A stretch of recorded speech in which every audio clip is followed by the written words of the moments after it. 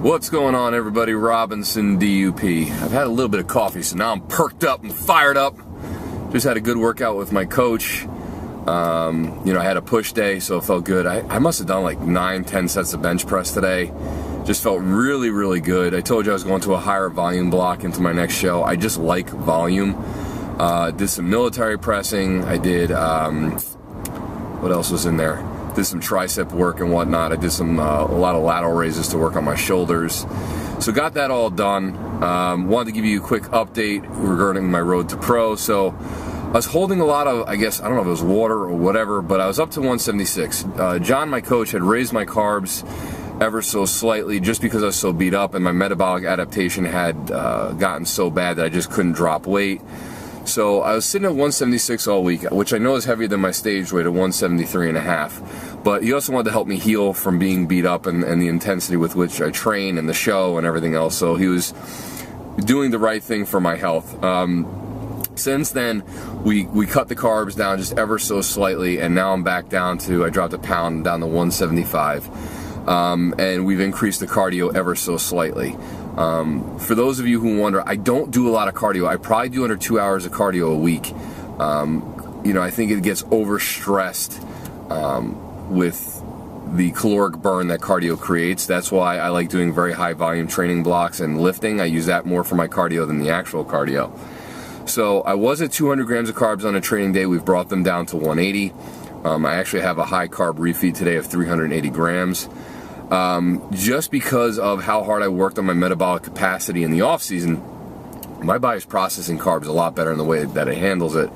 But if we bring food up too far, then I'm going to, hold weight and not lose it. So we want to stay around stage weight. So we're going to leave it around 180 grams of carbs every training day. On my off days, it's very low. I'm not going to lie. I'm probably around 130 grams of carbs. Because then it enables me to burn off the muscle glycogen that I tend to hold. With that being said, I did get some comments about how certain people, make bodybuilding or training their entire life, and that's true. And they get like this elitist mentality that you have to sacrifice to win and everything else. Listen, in order to get results, you are going to have to push harder than everybody else. But I want to make something perfectly clear, and I don't know how it comes across in my videos. Bodybuilding is a part of my life, and training is part of my life. It is not all of my life. I don't wake up every day and all I do is train, and I get paid to train.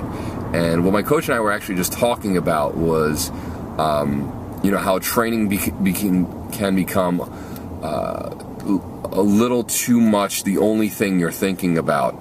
You're focusing on every little detail, and you shouldn't be that way. So you should have your training adjusted to what's going on with your life. Obviously there should be a scheme, don't get me wrong, but I like to do a lot more of things based off the RPE scale, rate of perceived exertion, versus just being based off a percentage of a 1 rep max. I've done training both ways.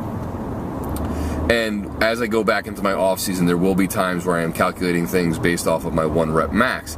However, me hitting a number or not hitting a number is not going to define my success in terms of my training. Now, obviously, we always want to continually progress, but there are going to be good days and bad days. There's going to be stresses in your life. There are days where your sleep's going to be good, and there's days where your sleep's going to be bad. There are going to be days where you have tons of energy in the tank, and there's going to be days where you have no energy. And there are going to be days where you go into the gym, you put a number, you have a number written down on a spreadsheet, and the problem is people focus so much on that number as defining them, or definition of success or failure, that sometimes they will go for a lift that they shouldn't go for. And this is what actually happened to me, excuse me, hold on 1 second, several months back, is I got so focused on the number that I went to do a deficit deadlift at the number that I was supposed to do. I was tired. I knew I was tired. I knew I shouldn't have pulled it. I probably should have backed off, and I didn't. And that's where I pulled that muscle in my glute and my lower back, which ended up taking 2 or 3 months away from really being able to squat and deadlift the way that I wanted to. Now, as an experienced person in the gym, I should have known better, but I was too busy focusing on the number as a term of success that it almost ended up in my, I was very lucky that it didn't end up costing me my entire prep. I could have suffered a major injury, torn a muscle, herniated a disc in my back, and I would have never made it to stage. So thankfully, it was a minor setback that I was able to work around and got back into training the way I wanted to a couple months later. But we switched up the style of training based on my commute, based on what I have going on in my life, based on my sleep schedule. We were way more into basing things off the RPE scale. Now, there's a number that I would like to hit. There are weights that I would like to hit for a certain amount of reps.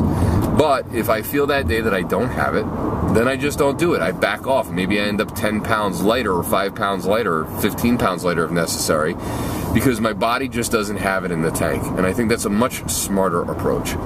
So, due to the fact that I am not a paid athlete where all I do is train and I don't have the ideal situation where, I get the 8 hours of sleep every day and I have no stressors and I have a coach that's, staying on, a personal nutritionist and everything else that I have to do, I have to adjust my training based on what's going on in my life. And I think that's what a lot of people need to realize is training, whether it's for powerlifting or bodybuilding, strength goals, a sport, whatever the case may be, is if you're not living in the ideal situation where you're making millions of dollars and all you can do is train and get the rest that you need and have access to all these other things that you may need access for in terms of recovery and nutrition, then you should be basing your training and your goals around your lifestyle. And strength training and or bodybuilding, it shouldn't be the only thing or the most definitive and the defining part of who you are. It's part of your life. Okay, it doesn't make you any better or any worse that if one day you're supposed to, deadlift 400 and you deadlift 350. It doesn't make you less of a man. It doesn't make you less elite. It doesn't make you a bitch. It doesn't make you any of these things. It's being smart and understanding that what you're doing is a lifetime goal, a lifetime achievement to constantly improve, and that you'll get to where you want to get to eventually. It just may not happen as fast as you wanted it to. And you may have some bad days, and that's okay. There's nothing wrong with that. All right, guys, hope you enjoyed the update. Talk to you later.